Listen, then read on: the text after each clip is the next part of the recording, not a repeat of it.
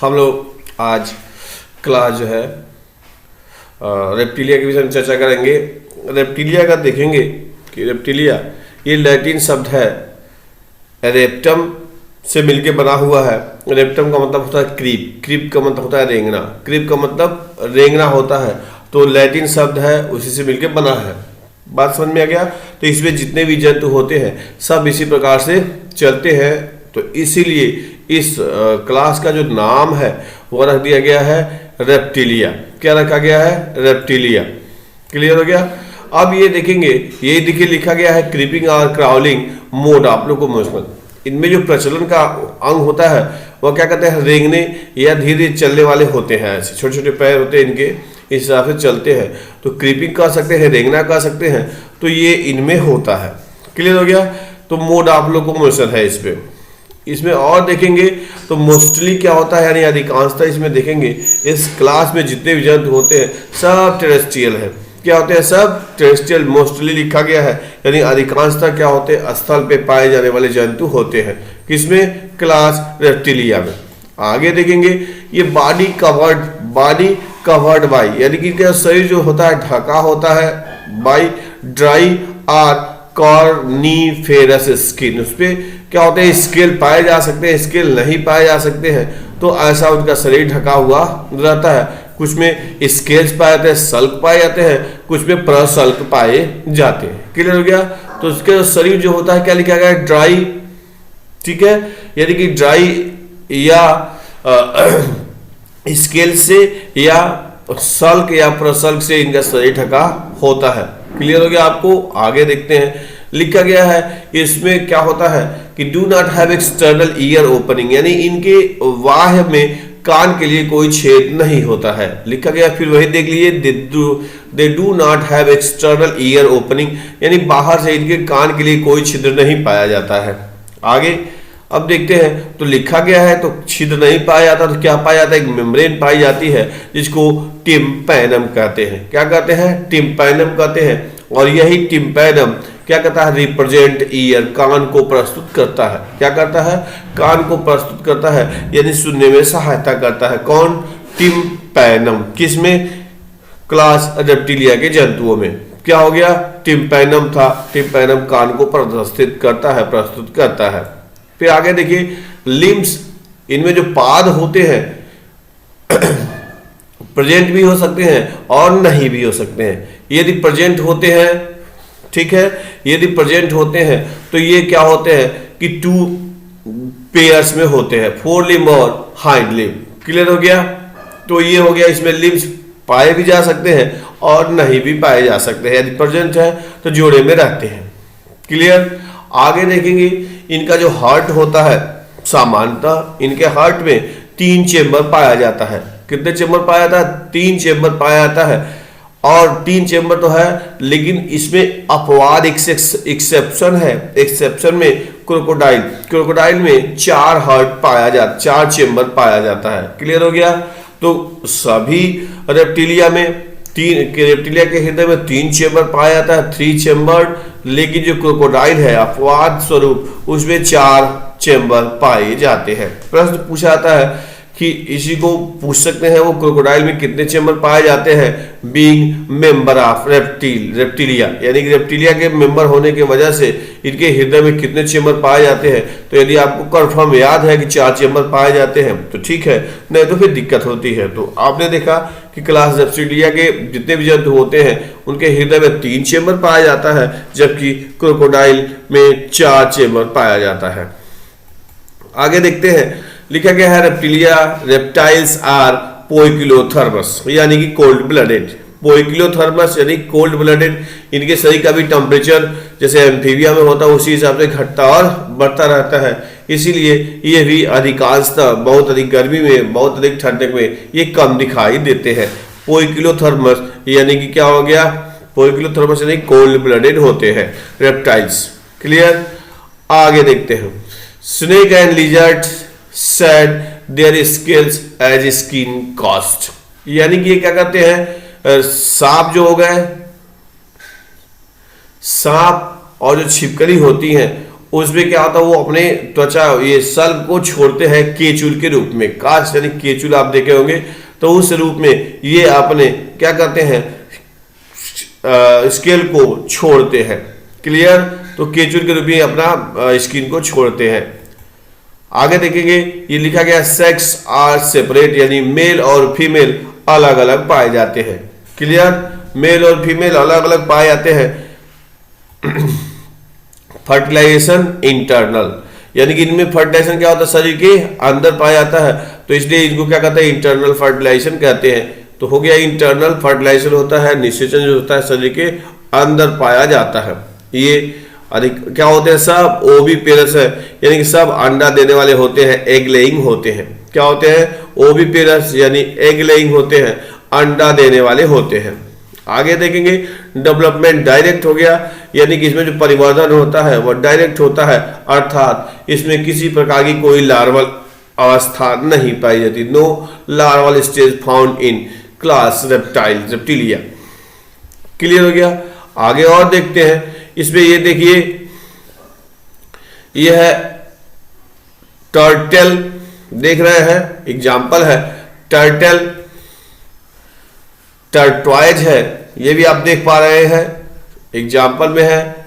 ये है कैमलियन है, ट्री लिजर्ड इसको कहते हैं, पेड़ पे पाए जाने वाला छिपकली इसको कह सकते हैं, लिजर्ड। यहां देख रहे हैं गार्डन लिजर्ड, इसको इधर के लोग लैंग्वेज में गिरगिट कहते हैं, ये है गार्डन लिजर्ड। फिर है क्रोकोडाइल, देख पा रहे हैं, ये क्रोकोडाइल है। एलिगेटर देख रहे हैं, ये भी रेप्टाइल्स का मेंबर है। हेमिडेक्टाइल्स, वाल लिजर्ड जो घरों में पाई जाने वाली है, ये हो गया। फिर उसके बाद से नाजा यानी कोबरा, पॉइजनस स्नेक है। बैंगरस करैत, बैंगरस यानी करैत आप देख पा रहे हैं, ये भी पॉइजनस स्नेक है। वाइपर, ये भी क्या है, पॉइजनस स्नेक है। वाइपर भी क्या है, पॉइजनस स्नेक। ठीक, तो अब हम लोग क्लास एवीज पढ़ेंगे। क्या पढ़ेंगे? Class aves. इसमें इसको पक्षी वर्ग कहते हैं, इसमें सभी पक्षियों को रखा गया है, तो यह है क्लास एवीज।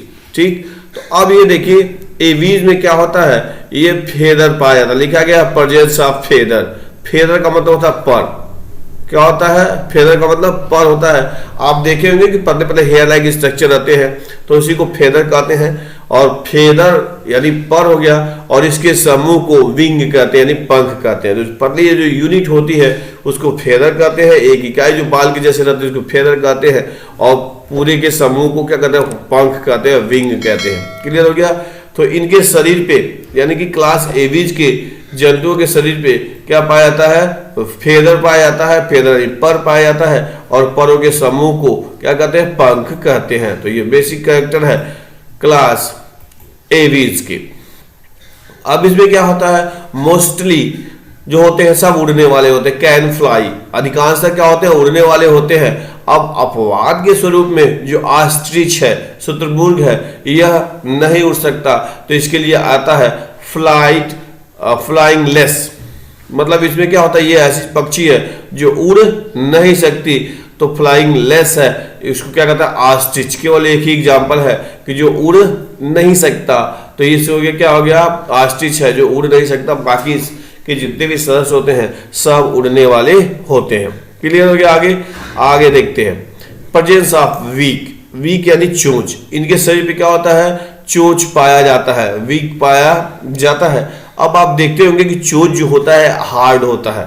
चोंच क्या होता है, हार्ड होता है, और हार्ड होने की वजह से क्या करता है, वो इसी चीजों को खाने में सहायता करता है, चोंच की सहायता से काटता है और उसको खाता है। क्लियर? तो चोंच होता है, हार्ड होता है, पक्षियों का स्पेशल कैरेक्टर। और देखेंगे लिखा गया है कि 4 limbs are modified into wings. इसमें जो अग्रपाद होता है, अग्रपाद जो आगे वाला होता है, तो अग्रपाद जो होता है वो पंखों में रूपांतरित हो जाता है। वह क्या होता है, पंखों में रूपांतरित होता है, और यही एडाप्टेशन देता है उड़ने के लिए।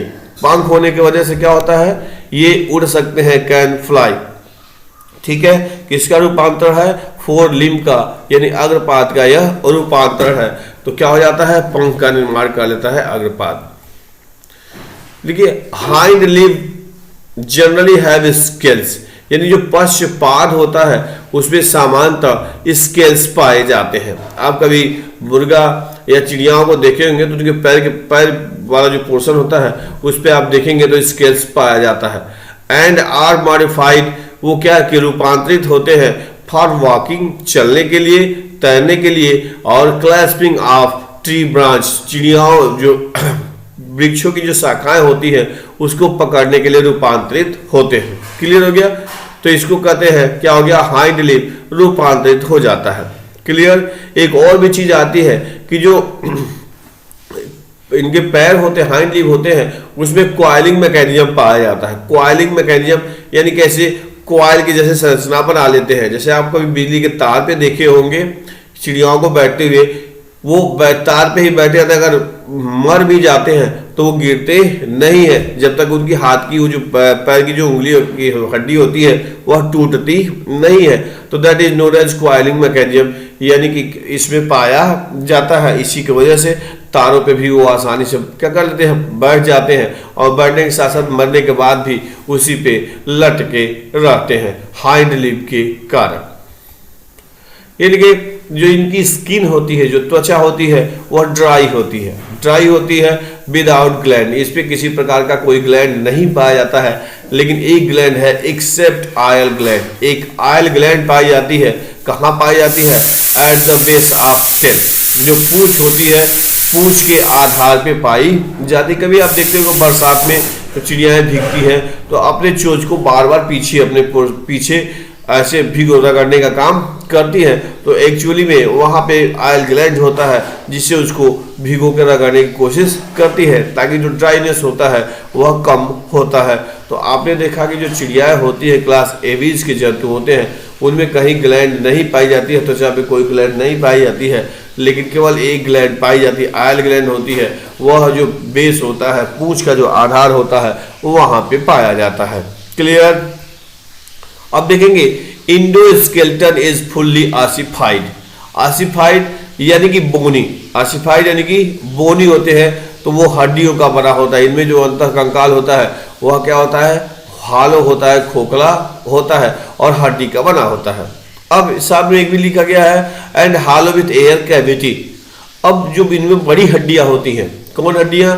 जो बड़ी हड्डियां पाई जाती है वो खोखली होती है और उसमें एयर कैविटी पाई जाती है। क्या पाई जाती है? एयर कैविटी पाई जाती है। तो इसी को न्यूमेटिक बोन कहते हैं। क्या कहते हैं? न्यूमेटिक बोन कहते हैं।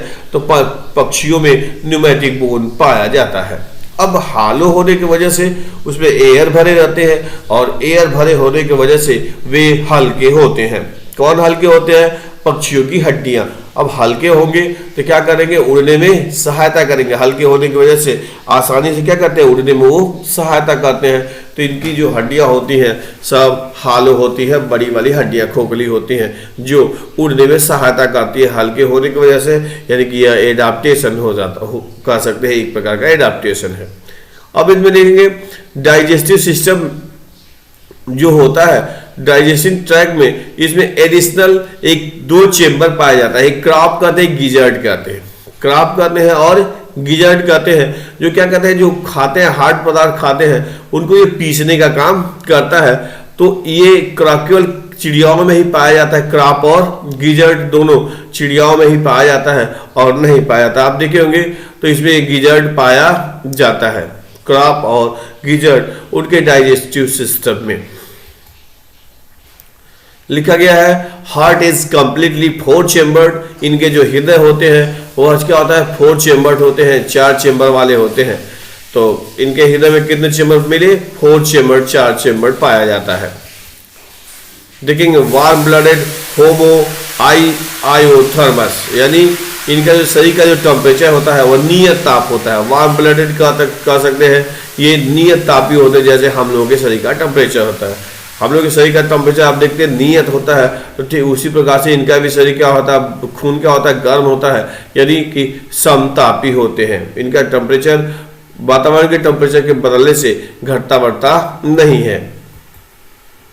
रेस्पिरेशन बाय लंग्स, इनमें जो श्वसन होता है वह लंग्स के सहायता से होता है। किसके सहायता से होता है? लंग्स के सहायता से होता है। पल्मोनरी रेस्पिरेशन कहेंगे उसको। फिर देखिए लिखा गया है एयर सैक। अब इसमें क्या होता है, लंग्स जो होता है उसमें एयर सैक पाए जाते हैं, थैलियां पाई जाती हैं। Air sac connect the lungs, यानी कि लंग्स से जुड़ा रहता है। सप्लीमेंट रेस्पिरेशन यानी श्वसन में पूरक के रूप में काम करता है, सहायता करता है। तो याद रहे एयर सैक पाया जाता है किसमें, पक्षियों के लंग्स में। क्या करने के लिए, रेस्पिरेशन में सहायता करता है, पूरक के रूप में काम करता है। तो इसमें क्या हो गया, एयर सैक पाया जाता है। और इसमें जो रेस्पिरेशन होता है वह किसके द्वारा, लंग्स के द्वारा होता है। क्लियर।